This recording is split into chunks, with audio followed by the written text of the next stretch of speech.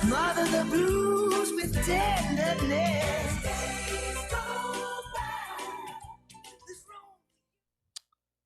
Bom dia, paz do Senhor Jesus, amém? Que bom que você está aqui, você amigo, você visitante, você pai, você mãe, você filho, você que nos acompanha pela internet. Nós estamos começando a segunda temporada do Family Matters, né? Quem teve o ano passado e acompanhou a primeira que a gente falou de família? Só para ler, levanta a mão aí, só para eu saber quem estava. Metade, né? Então, a ideia agora é a gente repetir a proposta da série, mas nós vamos falar de amadurecimento familiar, né? Então eu estava pensando, né, a gente tem uma demanda de famílias, eu tenho atendido bastante casais ultimamente, bastante gente com problemas. Quem não tem problema, né, atire a primeira pedra, todo mundo tem. Então, diante de todos esses desafios da cultura, de tudo que a gente tem vivido, a gente pensou em fazer a segunda temporada do Family Matters, né? A família importa. Então, programamos aí mais 8 domingos, então são 8 encontros que falaremos sobre temas relacionados à família. Então, desde já, eu quero que você entenda uma coisa. Quando a gente trabalha uma série temática, a gente trabalha o sermão de uma maneira um pouco diferente, não é? Então, abra o coração para isso. O que eu sempre falo é, nós somos reformados, presbiterianos, estamos acostumados com uma pregação mais expositiva. E quando a gente trabalha temas, a gente tem que pensar nela sendo mais cristocêntrica, redentiva, mais pastoral. Então, não aquele monte de informação, mas mais no foco, naquilo que é o tema. Então, nós vamos trabalhar essa temática, então pense nisso, né, para a gente poder ter mais eficiência, você abrir o coração, ficar mais tranquilo, né, com o pastor e tudo mais, né? Então, beleza. Isso mais para o pessoal que é mais antigo, ter mais tranquilidade ao me ouvir. Então, vamos lá? Hoje nós vamos falar, então, a família madura vive debaixo da palavra. Então, pensei nesse tema como o start dessa série para a gente falar sobre isso. Porque o ponto, gente, de partida para tudo tem que ser o evangelho. Se a gente não tiver uma família alicerçada na proposta redentiva do que é o evangelho, tudo que vem depois é uma construção vazia, né? O primeiro M que a gente falou da série Mover, a gente falou sobre isso, sobre construir a casa sobre a rocha, sobre a gente ter uma fé alicerçada em Cristo. E o que é essa fé na rocha? Ouvir e praticar. Se eu apenas ouço, eu estou apenas absorvendo informação. Mas quando eu pratico aquilo que eu ouço, então a minha fé é alicerçada. Eu preciso ter esse aspecto de aplicação na nossa vida. Então, a família madura, parte desse pressuposto, são aquelas que tomam uma decisão firme de viver sob a autoridade da palavra de Deus. Então, se a gente parar para pensar nesses tempos de relativismo, lares saudáveis são aqueles que sempre que tem dúvida com relação ao que está sendo abordado aí fora, vamos ver o que a palavra tem a dizer? O que a palavra ensina sobre tal tema? Então, sempre eu consulto não o Google, não o ChatGPT, eu vou consultar a Bíblia. Por mais que o mundo esteja, entre aspas, avançando em algum aspecto, a palavra de Deus sempre vai ser a nossa convicção. A gente não caminha por emoção, mas por convicção. Eu quero ler com você 2 versículos, mas eu vou explicar o contexto. De Josué 24, 14 e 15, que esse é o foco central do capítulo 24. E ele vai dizer assim, portanto, temam o Senhor e sirvam-no de todo coração. Temam o Senhor e sirvam de todo coração. Lancem fora os ídolos de seus antepassados. Lancem fora os ídolos dos seus antepassados. Que seus antepassados, serviam quando viviam além do Eufrates e no Egito. Ou seja, quando eles não eram Vamos trazer para nós. Cristãos, confessos, crentes, tá bom? Atualizando. Sirvam somente ao Senhor. O 15. Mas, se vocês se recusarem a servir o Senhor, escolham hoje a quem servirão. Escolherão os deuses que seus antepassados serviram do outro lado do Eufrates? Ou os deuses dos amorreus, em cuja terra agora vivem? Quanto a mim, eu e minha casa, ou eu e minha família, serviremos ao Senhor. Esse a gente já ouviu bastante, né? Na caminhada cristã. Eu e minha casa, eu e minha família, serviremos ao Senhor. Deus querido, nós, mais uma vez, pedimos uma única coisa nessa manhã, que o Senhor fale aos nossos corações, ó Pai. Que o Senhor ministre a nós, a partir de nós, a Tua mensagem. Que cada família aqui representada nesta manhã seja impactada pela Tua palavra, ó Pai. Porque a Tua palavra é poderosa para nos transformar. Nós cremos, como o apóstolo Paulo nos ensina, que o Evangelho é poder de Deus para a salvação, para a transformação.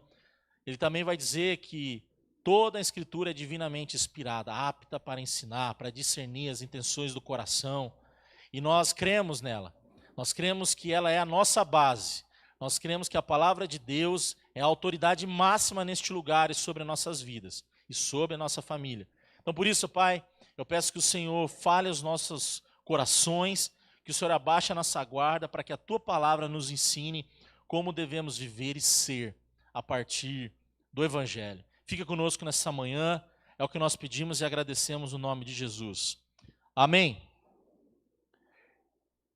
Gente, o que tem discipulado a tua família atualmente? O que discipula a tua família hoje? A Bíblia ou a cultura? Olhe para essas imagens. De que lado que você está? O que você tem abraçado? De fato, aquilo que é um desdobramento do Evangelho ou um desdobramento, uma imposição da cultura? A grande exposição daquilo que a cultura tem colocado diante de nós todos os dias, seja pela internet, pela televisão, enfim, pelas redes sociais. Uma das nossas preocupações, e também essa série tem muito a ver com discipular a igreja, discipular a próxima geração, portanto a família é importante, nós cremos nisso. É o nosso cuidado com a geração Y e a geração Z. A grande maioria aqui é geração Y, mas com filhos na geração Z e já geração alfa, né? Telzinho para baixo. Temos aqui alguns geração X, são pessoal mais idoso, mais experiente aí, mais sênior, tá bom? Mas a realidade é que a movimento é em grande maioria geração Y, X, Y, Z. E a grande preocupação que eu tenho visto e conversado com pastores amigos, profissionais, como psicólogos, coaches, gente que eu tenho contato, é que essa geração da Y para baixo está muito estranha, está muito complicada. E a gente vê os pais sofrendo, que são X e Y, como a gente vê a própria geração Z sofrendo demais. Porque, de certo modo, é imediatista, não respeita hierarquias, a autoridade dos pais, quer tudo para ontem, não é?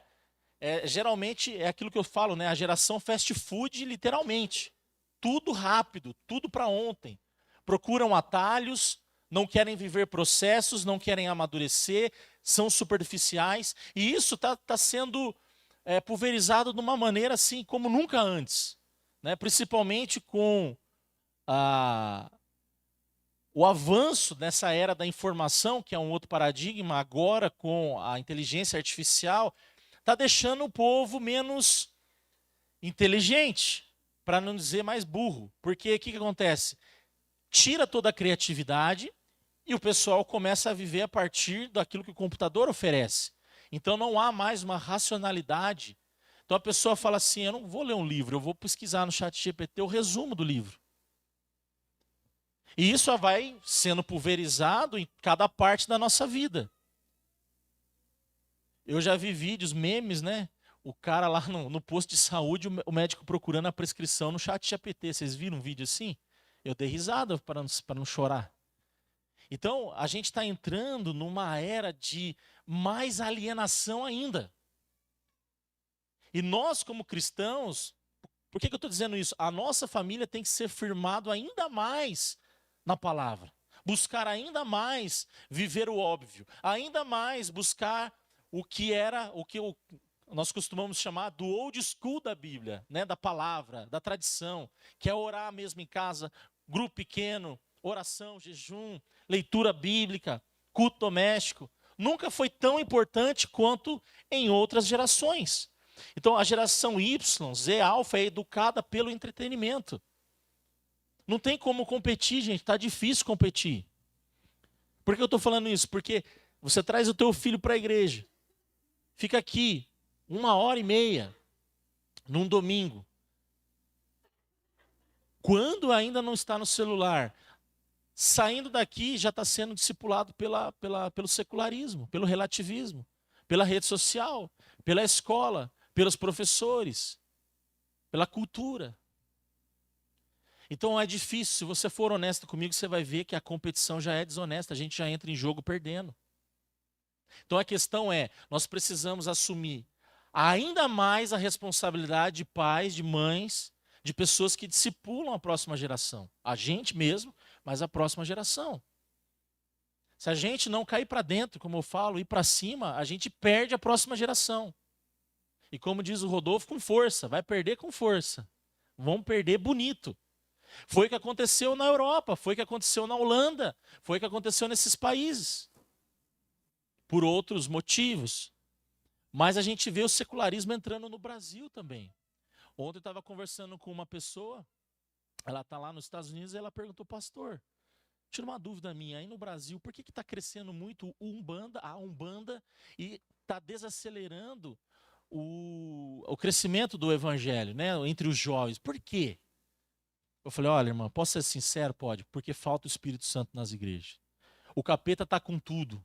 Você vai nesses lugares, lá você vê os caras rodopiando, eles têm a experiência, eles são, de certa forma, acolhedores, calorosos, porque a cultura é assim. Aí a gente entra dentro das igrejas evangélicas, há um certo moralismo, sem graça, sem a graça, há um certo apontar de dedo sem amor, sem caminhada, sem discipulado. O esfriamento, como diz a própria palavra, já é realidade. Né? Nos últimos dias o amor ia se esfriar. Então a gente pode chegar em várias constatações, mas para mim a grande maior é falta espiritualidade na igreja, na família, nos pais, nas mães. E quando isso não é vivido em casa, os filhos vão percebendo. Então eu vejo assim algo para a gente se preocupar, certo? E aí a gente vai percebendo o que tem discipulado tua família. A gente vê todos esses problemas em alta, né? Os lances dessas casas de aposta aí, futebol, triguinho, betes, todas essas coisas aí estão matando a população. O pessoal está viciado. Dopamina barata, não é? Vício pornográfico, sedução, erotismo. E quando eu não falo de algo, como que a gente fala, explícito, né? Você anda na rua, você vê um mundo pornográfico, você vê a maneira como as mulheres estão se vestindo, os homens. Você fala, onde nós vamos parar? Eu fico pensando na dificuldade que é da gente como cristão ir numa academia. Vamos ser sinceros. É difícil, porque você chega lá, você vê um culto ao corpo. Você vê quase as mulheres se jogando em cima dos homens, e os homens também. Então, há sim uma dificuldade, certo? A gente vê isso em séries distorcidas, tudo para destruir, desconstruir a família, de maneira metódica, é intencional. Animações, né?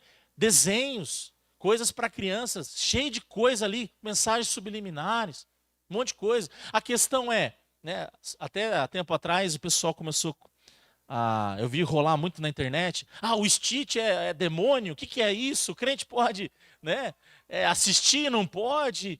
Porque mostra lá, literalmente, no filme, né? Esse é explícito no filme, né? Voodoo e tal, manual de voodoo. Só que aí a gente fala assim, mas desde sempre foi assim. Desde sempre foi assim. Eu lembro quando eu era criança, meu pai já mostrava para mim um cara que chamava... como é que ele chamava? Acho que era Josué alguma coisa. esqueci o nome dele agora. Que já tinha lá falando do Rei Leão, as mensagens que tinha no Aladim. Então sempre teve. A questão não é sobre a gente não se relacionar e não consumir. Não é sobre boicote. É sobre a gente treinar os nossos filhos para olhar para aquilo e falar, eu sei que está errado, mas isso não me atinge. Porque, gente, a grande verdade é que a gente vive no exílio, a gente não está em casa. A gente vive num mundo deturpado. Então não é sobre tentar criar uma bolha, uma redoma e viver a nossa vida de crente longe do mundo. Não, não tem como. Esse é um equívoco teológico. Nós temos que ser treinados e treinar a próxima geração para ter o discernimento de ver o que é certo e o que é errado e se posicionar pelo que é certo. Eu lembro quando eu fui assistir Palmeiras e Boca Juniors na final da Libertadores, 1999, no Morumbi. Pensa, que negócio. Lotado. Tava bonito de ver. Né? Lotado. E o Palmeiras perdeu aquele 99 não, foi 2000, perdão. Foi 2000. 99 o Palmeiras ganhou. 2000. E aí aquele estádio lotado assim, foi no Morumbi e tal. E, cara, do meu lado, dos dois lados, era uma galera fumando maconha assim que eu tava ficando louco junto já. Eu e meu pai ali, falei, pai do céu, o negócio tá brabo, hein? E os caras, e aí você vai falar o quê? Eu tô exposto àquilo. Eu decidi ir lá. Eu sei que é errado, mas agora eu aguento o tranco. Então a vida nossa sobre viver aí fora são sobre escolhas. E escolhas que, como Daniel se posicionou, Daniel 1:8, ele vai falar o seguinte: Daniel propôs no seu coração não se contaminar. Então não é sobre criar uma outra cultura, viver no alienismo, mas é sobre estar preparado para a guerra. Então a família precisa estar preparado para enfrentar tudo isso aí, ideologias liberais, liberalismo teológico em massa, tudo está sendo relativizado, certo?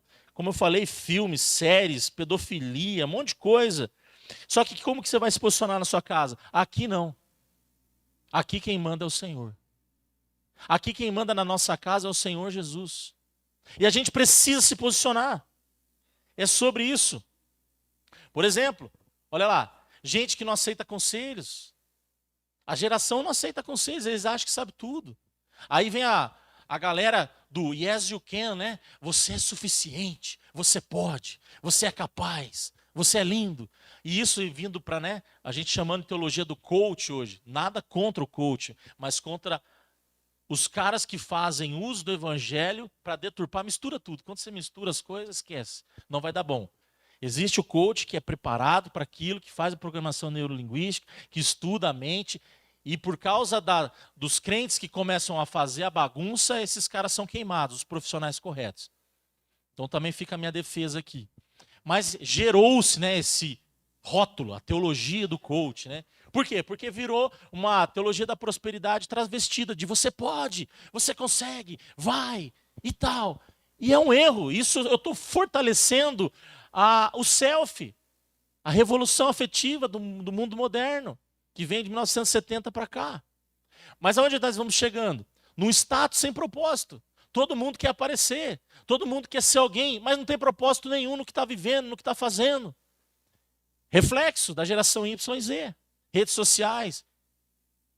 Materialismo e consumismo em alta. Nunca as pessoas consumiram e deram tanto valor para as coisas. E o que eu sempre falo, né?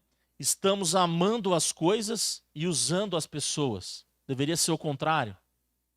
A gente deveria amar as pessoas e usar as coisas. Então está tudo sendo invertido. Como eu falei, a exposição do corpo sem identidade. Ódio, cancelamento, essa cultura que a gente está vendo. Tudo isso que eu falei aí, eu atualizei. Mas isso já era falado lá atrás, com os monges, lá atrás na patrística. Já ouviu falar dos 7 pecados capitais? É exatamente tudo isso aí atualizado. Começou lá com esse cara, ó, Evagrio, Pôntico. Depois, na patrística, depois João Cassiano ajustou. Gregório Magno foi o cara que deu o nome, né, os 7 pecados. E aí, com Tomás de Aquino, ele trouxe isso na Suma Teológica e atualizou a lista, que é o que a gente conhece, é soberba, avareza, luxúria, ira, gula, inveja, preguiça. Olha para você ver se a gente não está vivendo tudo isso na nossa geração de uma maneira assim, como nunca, desenfreada. E aí Tomás de Aquino vai dizer que esses pecados, né, essas são causas para outros pecados. Por isso que é chamado de capital, né? São pecados que encabeçam outros pecados. E eu gosto de usar esse termo porque ele é muito didático para a gente ensinar, principalmente os nossos filhos, adolescentes e crianças. Então pensa nisso. O John Piper tem uma frase muito interessante que concatena até aqui o que eu estou falando. O lar cristão é o primeiro campo de batalha. É o primeiro. Ali começa a formação de um povo fiel. Não foi assim com Abraão? Abraão, sai do meio da tua parentela que eu vou fazer de você uma grande nação. Começa na família. A partir de Abraão e assim por diante começam seus filhos, né, Isaac e tal, Jacó, ali as 12 tribos. Dali um povo, dali uma nação, dali vem Cristo lá na frente. Tudo começa na família. Então, você precisa entender qual é o seu papel. Você foi chamado com a responsabilidade de discipular a sua casa. Você não pode perder isso de vista. Eu sou um discipulador. Você tem que falar isso para você hoje nessa manhã. Eu sou um discipulador, pastor. Eu preciso entender isso mesmo. Você, homem, precisa discipular a sua esposa. Pastorear a sua esposa. Você, mulher, também, o seu marido. Honrá-lo, ensinar o caminho, pôr freio. A gente precisa se autodiscipular, vamos dizer assim, mútuo, né? Tem que ser mútuo. Eu sempre falo isso. O cônjuge, a gente edifica. Vamos dar um passo atrás. A família da onde eu vim, meu pai e minha mãe, eu honro. Não é assim que a palavra ensina? Honra o pai e mãe, certo? Primeiro mandamento com promessa, você sabe. Honre teu pai e tua mãe. Então, meus pais, eu honro. Um passo à frente. Eu e a Laís, qual que é o meu papel? Eu edifico a Laís. Minha esposa, você edifica o teu cônjuge. Mazão, edifica a Thalita. O Baço, edifica a Thaís. É assim que tem que ser. O homem e a mulher também. A mulher edifica o marido, né? O que a palavra também vai ensinar aqui? A tola derruba a casa, a sábia edifica. Então o cônjuge a gente edifica. E os filhos? Os filhos a gente capacita, a gente treina, a gente ensina, a gente direciona. Nós somos os treinadores da próxima geração, fazedor de discípulos. Os primeiros discípulos que a gente tem que fazer ao cumprir a grande comissão é os nossos filhos. Não adianta nada eu ser pastor de vocês e eu perder o Theo. Eu tenho que parar meu ministério. Eu creio assim. Um dia eu ouvi isso de um pastor e me marcou. Reverendo Elias Dantas, um dia pregando em Mogi Guaçu, teve problema com o seu filho, ele parou o ministério e foi buscar o filho dele. Ele estava se desviando, indo para o mundo. Ele falou para o conselho, falou, gente, o pastor auxiliar assume e eu vou buscar o meu filho. Enquanto ele não voltar para a igreja, eu não volto. Olha isso. Um posicionamento incrível, desafiador, difícil, mas me marcou, porque ele entendeu que o lar é o primeiro campo de batalha. E você também precisa entender isso. Então é a tua responsabilidade treinar e capacitar teus filhos. Isso não é coisa nova, sempre foi assim. Josué estava fazendo isso. Josué. Por isso que eu quero que você entenda um pouco do contexto histórico. A gente vai falar um pouco aqui da pressão que ele estava vivendo. Não é algo novo que a gente vive hoje. Lá atrás, o povo já vivia isso. O povo de Israel estava cercado de idolatria, de povos idólatras, de gente que adorava outros deuses. Não é? Por isso ele vai falar, livre-se dos deuses dos seus antepassados, que eles serviram a outros deuses. Então, só para você entender, o livro de Josué, o capítulo 24, é um modelo, o capítulo 24 é um modelo de um tratado de suzerania. O que é isso? Na época deles, nesse contexto histórico, era muito comum reis que ganhavam outras nações. Então, o rei que era o suzerano e o rei que era o vassalo. Né? O vassalo era aquele rei dominado, que pagava imposto, que até às vezes ficava ali reinando, mas ele tinha que responder para o suzerano. E a gente vai perceber que o povo de Israel entendia esse contexto porque viveu isso no Egito, viveu isso com outros povos, certo? Então o que Josué está falando? Ele está construindo intencionalmente esse modelo para o povo entender quem é o verdadeiro rei suzerano sobre a vida deles. Então é interessante a gente entender que há uma construção literária pensada por esse profeta, por esse homem de Deus, que foi Josué, esse líder. Ele constrói intencionalmente o quê? Uma renovação da aliança, que é o que nós precisamos pensar como famílias, renovar a nossa aliança com o Senhor. Aonde que a gente está errando? Aonde a gente precisa voltar? Então ele faz uso dessa estrutura que era reconhecida pelo povo na época, né? Para comunicar essa verdade. Certo? Então, naquele tempo, o rei conquistava um território e ele fazia um tratado com os povos e tudo mais. Então, como o povo de Israel já havia passado por isso, eles entendiam a linguagem, não é? Então, como se fosse assim, até escrevi aqui, ó, vocês não são mais vassalos do faraó. É mais ou menos isso que ele está escrevendo no capítulo 24. Nós somos do Senhor. Abandone os deuses desses povos. Né? Retorne para o Senhor. Agora vocês são servos do Deus que libertou vocês do Egito. E mais do que isso, né? A gente vai ver que ele coloca então uma escolha. Então ele convoca o povo a relembrar os feitos do rei. Quem que é o rei aqui? Deus.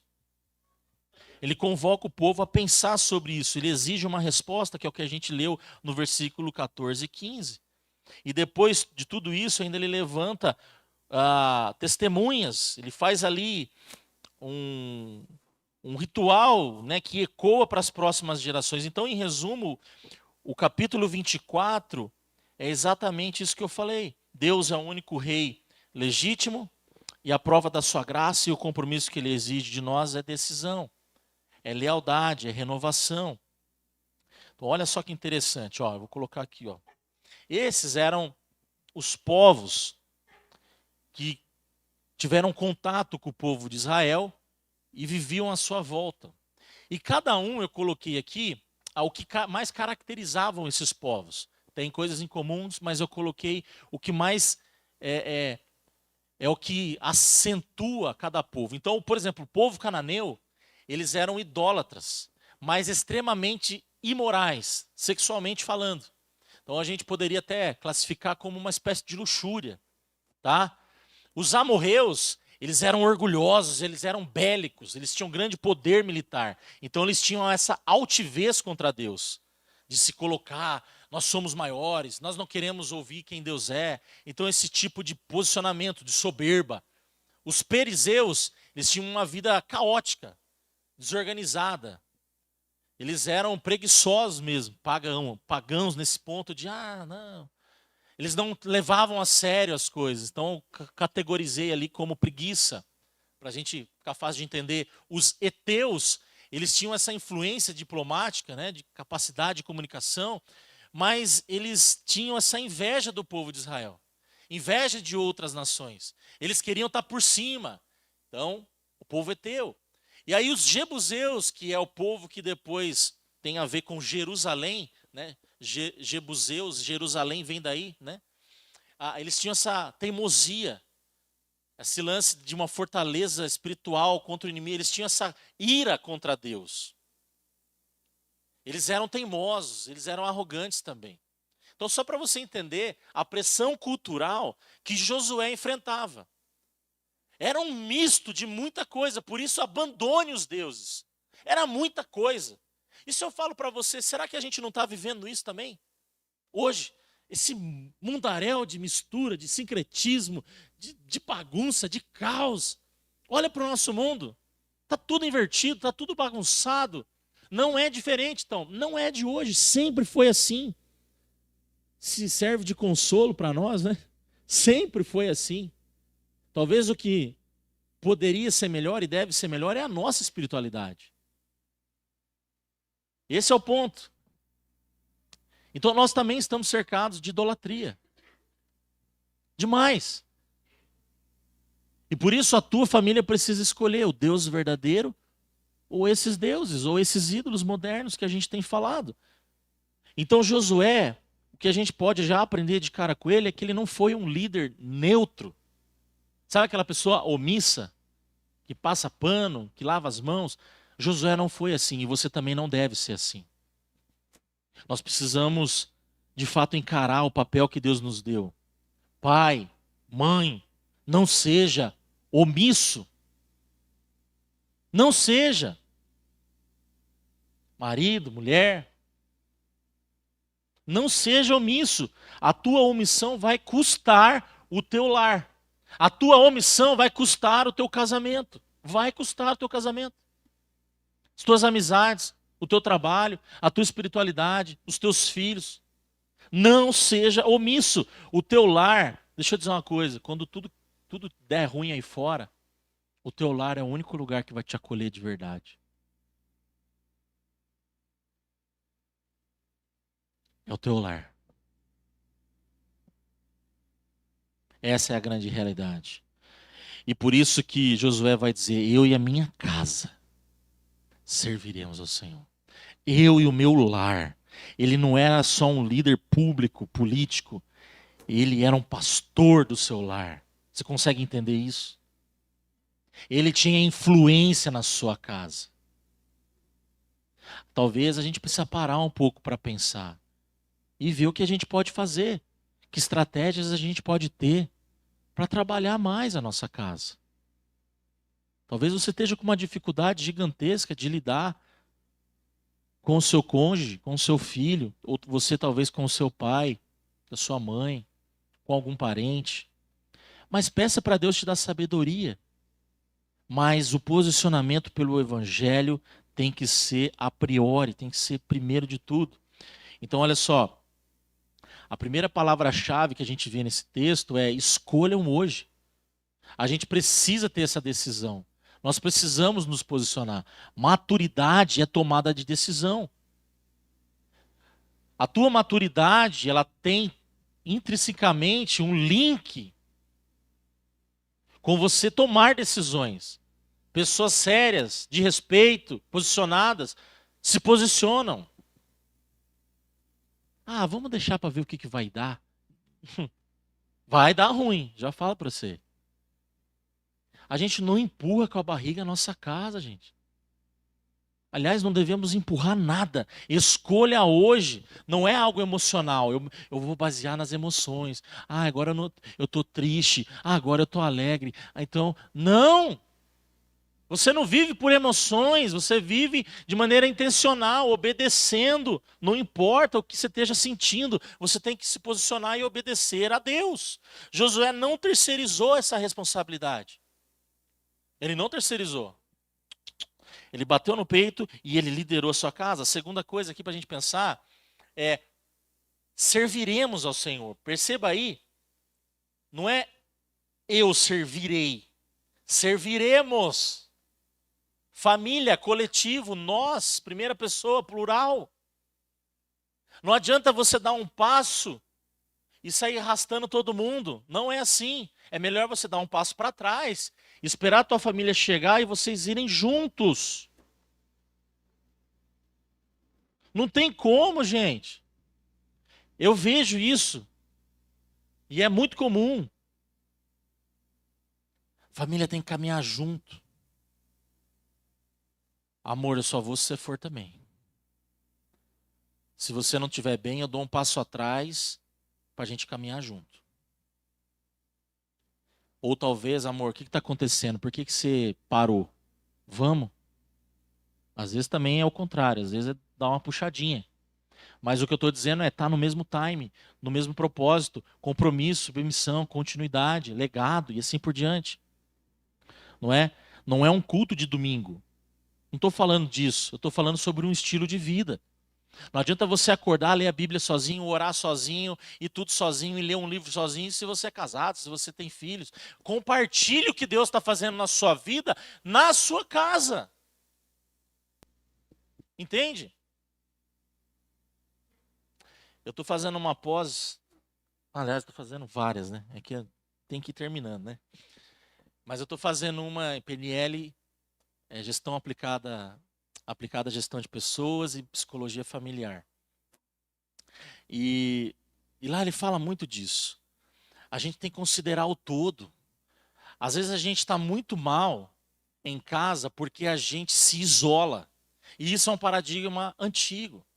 A gente tem que se cuidar e a gente tem que olhar o todo. Ninguém vive sozinho mais. Você tem o contexto que você trabalha, você tem o seu cônjuge, seu pai, sua mãe. O que eu vejo de sogro e sogra atrapalhando casamentos, gente do céu. Corta o cordão umbilical aí. Mãe, eu já saí de casa. Pai, eu já saí de casa. A minha família é eu e minha esposa. Te respeito, mas em casa quem manda sou eu e a minha esposa. Se posiciona. Aí eu vejo um monte de lar dando cabeçada porque fica nesse tendo que prestar continência. Você já saiu. Respeito, lembra? Respeito e honra, mas agora eu estou edificando a minha casa com quem está do meu lado. É muito difícil, mas é assim. São fases da vida que a gente vai tendo que se posicionar. E a gente vai crescendo, a gente vai ficando mais maduro. E olha o que ele vai dizer: eu e a minha família. Olha onde vai chegar. Eu e a minha casa. Qualquer líder, qualquer pai. O que às vezes a gente precisa falar um pouco mais é que todo mundo é líder aqui. Você é líder da sua casa. Se você é pai, você tem a tua esposa, você tem seus filhos. Se você é mãe, você também lidera seu marido em certos aspectos, a tua filha, o teu filho. Vocês lideram a casa.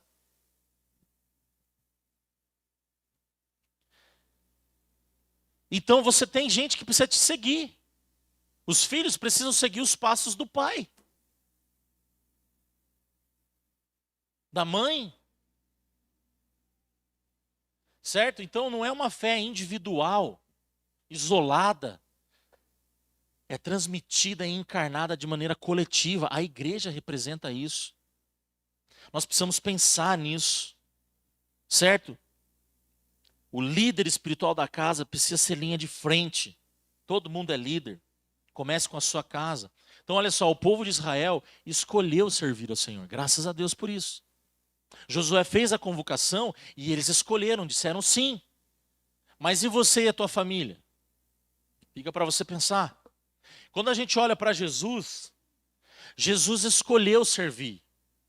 Ele era o Filho de Deus.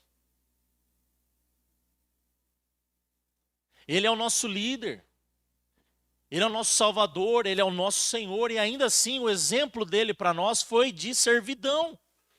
É o que nós vamos ver, o líder servidor, o servo sofredor. Só que a gente não quer servir a nossa casa, a gente não quer servir o nosso cônjuge. O pai não quer servir o filho porque quer dar carteirada, e eu já falei isso, gente, e presta atenção. Pai, mãe, não sejam pais e mães na carteirada. Moleque, cala a boca, basta orelha, porque eu sou seu pai, quem manda aqui sou eu. Funcionava, talvez, lá em 1950, 1960, 70, que vem de um regime pós-guerra, baby boomer, né? Hoje não funciona. Aliás, nunca funcionou, certo? Nunca funcionou. Tem que ser um coração pastoreado. Filho, deixa eu te falar uma coisa. Não faça isso. Primeiro porque Deus desaprova isso. E por conta disso, o papai também fica mal com isso. Isso quando você tem um filho, né, de pequeno. Já está um pouquinho maior? Rapaz, deixa eu te falar uma coisa. Nessa casa nós servimos ao Senhor. Nós temos um rei que a gente serve aqui, é o Senhor Jesus. Enquanto você viver aqui, eu te convido também a servir Ele, assim como eu sirvo. E que você abra o coração para viver uma experiência com Jesus, assim como eu tenho vivido. Entendeu? Ou o que você não entendeu? Como que eu posso falar? Você precisa de minha ajuda? Vamos conversar. Mas eu quero dizer que eu quero você na igreja comigo. Quero dizer que nós temos uma fé. Mas sabe qual que é o problema às vezes, gente? Por que a gente não tem essas conversas? Porque Deus não está fazendo nada na nossa vida. E aí os nossos filhos não veem a gente tendo um relacionamento com Deus. E aí a gente não tem argumento para conversar, porque de fato a gente está vivendo uma fé fake. E eu sempre falo, cada um de nós aqui precisa ter uma experiência com Jesus para que nossos filhos olhem para nós e falem, eu quero viver a fé que meu pai e minha mãe estão vivendo. Eu quero ler a Bíblia, eu quero cantar ao Senhor, eu quero servir assim como meu pai e minha mãe servem. Eu quero ser um exemplo.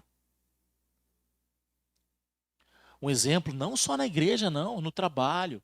Eu quero ser um trabalhador igual meu pai é, igual minha mãe é. Eu quero ser um bom aluno igual meu pai foi. Sabe aqueles lances quando o pai mostra o boletim pro filho? Olha minhas notas aqui, ó, como que eu era, ó, e tal. É tudo. Você discipula no todo. A Bíblia é o ponto de partida, mas no todo você discipula. Aí os pais só discipulam o filho. Põe a camisa do Corinthians aí. Aí, agora canta. Salve o Corinthians. É assim que canta, viu? E a gente discipula assim. O cara troca de emprego, troca de igreja, troca até de mulher, mas do time ele não troca, pode ver. E o filho, se trocar, deserda. A gente precisava ter mais posicionamento assim na palavra. Investir, comprar um bom livro. Eu lembro que quando pequeno, meu pai comprou uma vez, acho que eu tinha 12 para 13 anos, e eu venho de um contexto bem assim, a igreja era uma igreja humilde, mas era uma igreja de oração. Mas antigamente era tudo mais tradicional, né? Hoje já tem de tudo um pouco, né? De bastante vertentes diferentes de igreja, conceitos e tudo mais. E eu lembro que ele me deu um CD do Preto do Resgate, né? Quem é mais antiga, porque Resgate agora é coisa de velho, né, gente? Coisa de velho, Resgate, vamos combinar, né? Oficina G3, né? Eu tinha aquela fita cassete do acústico, colocava lá. E meu pai me deu um CD acústico da Oficina, o acústico, o ao vivo, e o Preto do Resgate. E eu só ouvia naquela época, que não que seja ruim, mas eu ouvia muito Renascer Praise, eu ouvia Ademar de Campos, Azaf Borba, eu ouvia Frutos do Espírito, eu cresci ouvindo, assim, tinha aqueles bolachão, né? Colocava lá, eu cresci ouvindo essas coisas. Isso já era a minha base musical, de adoração, Voz da Verdade, naquela época, quando eles não tinham essa vertente unicista, né? O começo deles era muita música boa. A própria Batista da Lagoinha, né? Os começos ali eram muito bons os discos. Eu escutava essas coisas mais congregacionais, vamos dizer assim. Aí quando meu pai mostrou o resgate, o rock ali, eu falei, nossa, que diferente, pô, mas que legal, né? Uma pegada mais evangelística, e aquilo me marcou. Grato ao Pai, ao Filho. E aí eu ficava ouvindo, meu pai botava lá. A gente ia pra chácara, meu pai ficava lá carpindo, tinha a rede gospel, não sei quantos lembram dessa. Botava a rádio lá, escutava o Virtude, ficava ouvindo aquelas músicas. Só que percebe como eu estava sendo discipulado de maneira orgânica? A gente estava carpindo na chácara, estava ali conversando, e meu pai escutando rede gospel o dia inteiro, e eu aprendendo a cantar as músicas. E ele ia, me dava um CD, me levava, ia no show junto comigo. Então isso é discipular. É discipular sim. Meu pai incentivava a ir para vigília, para oração, para ir para culto. Naquela época era assim, não tinha grupo pequeno, né? Era assim, culto de terça-feira era culto de oração, quinta-feira é culto de, de adoração, e aí domingo era celebração, família, escola dominical cedo, era aquilo, né? E eu ia terça, quinta, domingo de manhã, domingo à noite. Terça, quinta, domingo de manhã, domingo à noite. Então, eu cresci entendendo e respirando esse ambiente. Talvez você não, tudo bem. Mas eu quero que você entenda que tudo isso que eu vivi foi muito bom para mim. Teve uma fase da vida que meu pai e minha mãe eles se desviaram da igreja, por conta da igreja. Meu pai era presbítero. E se decepcionou. E ficou fora por um bom tempo. Mas eu não desviei. Eu fiquei firme. E eu confrontava ele, eu falava, tudo que você me ensinou, eu tô de pé. Por que você não volta? Por que você não volta? Por que você não volta? Por que você não volta? Aí quando foram plantar a igreja presbiteriana em Mojimirim, pastor Vinícius, falei, ô Vini, vai lá em casa. Vai lá falar com meu pai e com a minha mãe. Aí o Vini foi, pastor lá em Mojimirim, e foi muito bem acolhido, e meu pai voltou para a igreja. Minha mãe, na época. E minha mãe ficou lá até falecer. Então veja, a gente precisa discipular. com tudo que nós temos e somos. Jesus fez isso. Jesus investiu em 12 homens improváveis. Pensa em 12 caras complicados, gente. Vai ler os evangelhos para você ver. Era publicano. Publicano já era odiado. Você pega ali Zelote no meio, médico, pescadores, a grande maioria. Você vai ver gente de todo espectro. Era, naquele contexto, ainda fora os fariseus, saduceus, zelotes, essênios, toda a tradição, todo o contexto. E Jesus pegou esses caras e foi moldando um por um. Pensa se não teve que ter paciência, jogo de cintura, amar os caras, caminhar junto, investimento, oração, café. Jesus fez isso, Jesus escolheu, e aí a gente às vezes, não tenho tempo. Não tenho tempo para sentar com meu filho não, pastor. Eu mando lá os Bibotalk para ele ouvir lá, uns livros lá, e ele fala que ouve. Deixa eu falar, isso é omissão. Você está terceirizando. Eu mando para o acampamento. Tá bom?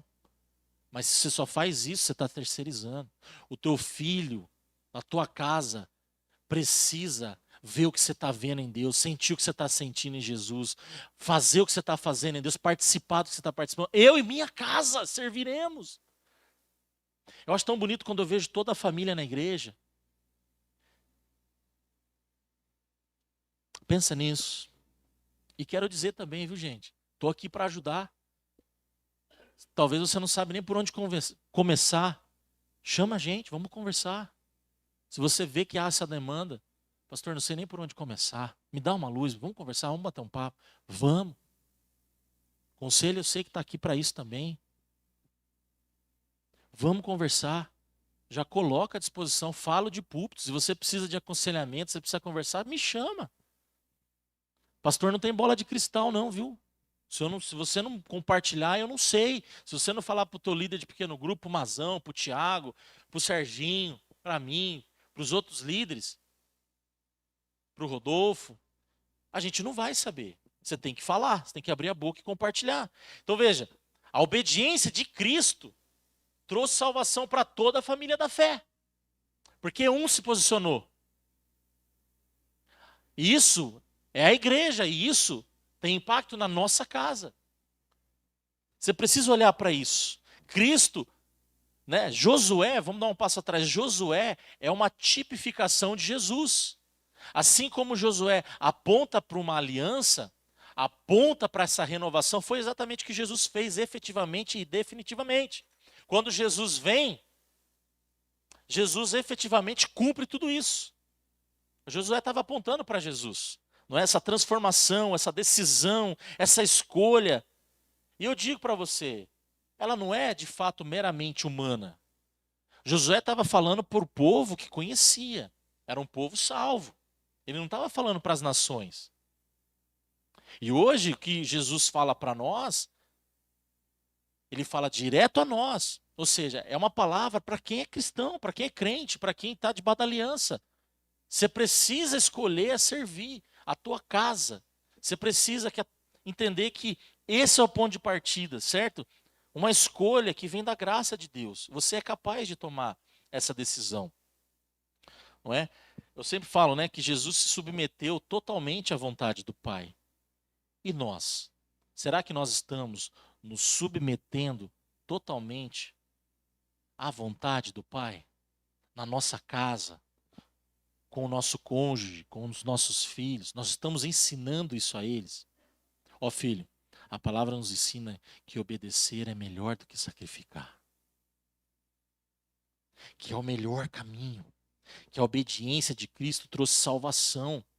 Então entenda que quando você obedece, você já é abençoado por obedecer. Não é? Então pensa assim, hoje Jesus continua chamando líderes. Hoje Jesus continua chamando pais, mães, gente para discipular outras pessoas, a se renderem ao reino de Deus, é a sua palavra. A sua casa precisa estar debaixo da palavra de Deus. Isso é sinônimo de maturidade familiar. Uma família madura vive debaixo da palavra de Deus. E é isso que a gente aprende com essa passagem de Josué. E eu tenho falado isso, né? Terça-feira, até falei com o Thiago, a gente conversou um pouco, né? O Thiago hoje não está aqui. E a gente conversava bastante. Eu falei, sabe, Thiago, eu também não quero caminhar sozinho. Eu, como pastor, a gente também tem uma família, é a igreja. E por isso que às vezes a gente é taxativo, a gente insiste um pouco mais, às vezes até repete algumas coisas, porque eu quero que todos compreendam. Eu quero que todos entendam e vivam tudo que a gente está querendo viver, sonhando, tudo aquilo que Deus tem dado de visão para o conselho. Né? Hoje eu mandei lá no grupo lá um questionário. Preencha lá, isso vai nos ajudar a entender o clima, como é que vocês estão. É totalmente, eu não sei, esse de fato eu não pedi e-mail, não tem nada lá. E a gente vai analisar, e o Amazon já estava dando uma olhada, a gente quer ouvir você. Então é sigiloso, a gente não sabe quem é. Então, por quê? Porque a gente está preocupado em ser uma igreja que ouça a voz do teu coração, a tua demanda, para poder te servir melhor, para poder abençoar você, a tua casa melhor. Então eu não quero ir sozinho. Vamos junto. E uma coisa que eu sempre tenho falado, né? Eu aprendi que nem tudo que eu quero eu devo. Nem tudo que eu devo eu posso. E nem tudo que eu posso eu quero. Mas a gente tem que estar debaixo da vontade de Deus. Então guarde isso no seu coração. Vamos refletir juntos aqui, ó. Qual é o verdadeiro fundamento da tua casa? Pensa aí. As emoções. Tem gente que fica emocionado, já quer sair da igreja. Ficou com raiva de um irmão, já quer abandonar o ministério. Foi ouvir um congresso em outro lugar, já quer mudar de prédio, de igreja. Brigou com o cônjuge, já quer abandonar a casa. É direcionado por emoção. Ou pela cultura, que é pior ainda, né? Não, porque aí entra o feminismo, entra o machismo, entra o espectro daqui e dali. Cultura. Não tem nada disso na Bíblia. Se a Bíblia fala que a gente é um, unir-se-á o homem, a sua mulher, e ambos serão um. Então não tem que ter competição. É tão simples entender. Se a gente começa a ouvir a cultura, a gente começa a entrar numa distorção total da palavra de Deus. Ou, de fato, então, a palavra. O que tem guiado o teu coração? Né? Você tem um ritmo espiritual na sua casa? Como que é? Como que tem sido a tua rotina? Pensa aí, o que pode melhorar? Você já fez um culto doméstico alguma vez? Uma oração, conversa bíblica? Quando eu falo culto doméstico, não pensa como lá em 1980. Eu falo assim, senta na sala, vamos assistir uma pregação. Senta na sala, vamos ouvir essa música. Você que sabe tocar um instrumento, toca ali pro seu filho. Troca uma ideia, olha o livro que eu comprei e reflete um pouco. É um culto. Você parou aquele tempo para se conectar com as coisas do céu. Agora, você pode fazer naqueles moldes mais antigos mesmo. Ó, papai vai ler uma passagem, vai explicar para você, depois a gente ora. Vamos cantar uma musiquinha antes? Isso é um culto doméstico. Canta uma musiquinha, põe no YouTube, canta uma musiquinha, canta junto. Ó, agora papai vai ler aqui uma, uma passagem. Então, você pode ser criativo. O fato é ter um tempo na sua casa para você falar sobre isso. Segunda coisa, olha só, alguém pode olhar para sua casa e dizer: ali vive uma família que serve a Jesus? Quando as pessoas vêm à tua casa, quando elas olham para o teu lar, será que elas conseguem constatar que lá é uma casa que serve o Senhor? Pensa aí. Isso vai dizer muito como está o ritmo aí da sua casa. Você tem conduzido a sua casa à obediência ou terceirizado tudo? E uma terceira, que decisão, como Josué, você pode tomar hoje como líder da sua casa, não é? Ou membro da sua família. Talvez você precisa mudar alguma coisa. Eu sempre falo, gente, o exemplo, ele fala muito. Por isso que Jesus é o nosso exemplo. Porque quando ele faz, está feito, é fato consumado. Não é apenas falar. Ele desceu depois que ele falou o Sermão do Monte e ele foi ensinar os discípulos na prática a orar, expulsar os demônios, curar os enfermos, fazer boas ações, ser o exemplo para as pessoas, não é? Ele, vamos falar, ele fez a teoria e depois foi para a prática, o exemplo, certo? Então pensa aí, certo? Eu falei há tempos atrás com um amigo, foi num show de rock, coisa do tipo, e eu falava assim, cara, o problema não é você ir. Você vai onde você quiser. Eu também fui. Eu lembro quando eu fui no show do Creedence em Jaguariúna, foi animal, foi muito legal. Mas antes eu até dormi no rodeio, que eu sou assim mesmo, sentei lá dormir. Aí eu acordo, o show tá começando. Eu já durmo em rodeio, gente. Pra vocês verem que quando o sono bate, eu durmo em qualquer lugar. E aí eu fui com meu pai, a gente assistiu o Creedence lá e tal. Foi muito bom. Então não é sobre você não ir ou ir em certos lugares, não é sobre moralidade, não é sobre você não ouvir música do mundo, não é sobre você não tomar um vinho em casa. Não é sobre isso, a gente não é essa igreja. É sobre você parar e refletir sobre as suas consequências. Só isso. Sobre a tua responsabilidade. Por exemplo, se você vai, mas você percebe que a tua casa não entendeu, então não vá. O que você vai falar para o seu filho, para sua filha depois, se você deixa de estar aqui num domingo de manhã no culto de ceia para ir num show de rock? O que você vai falar para ela quando ela quiser ir também? E aí? Então é sobre refletir, não é sobre moralidade. É só sobre refletir, sobre parar para pensar. Pô, é verdade.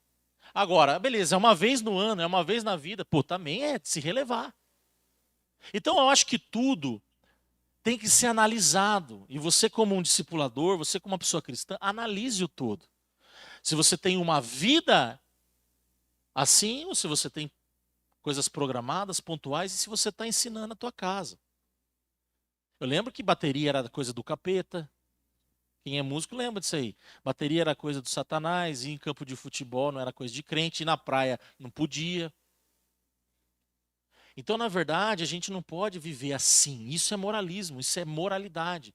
A gente tem que olhar para nós, olhar para quem está debaixo da gente, e então a gente perceber e caminhar conforme a nossa maturidade. Isso é discipular a nossa casa, pastorear o nosso lar. Pensa nisso, tá bom? É questão de você entender o seu lar. A maturidade espiritual começa com uma decisão consciente, consciência, de servir a Deus em família, com liderança. Pensa em Josué, compromisso, aliança e continuidade, legado. Aí a gente fica de maneira completa, né? Esse foi o legado de Josué. É isso que a gente aprende nessa história. Guarde isso no seu coração. Família madura vive debaixo da palavra de Deus. Vamos orar. Deus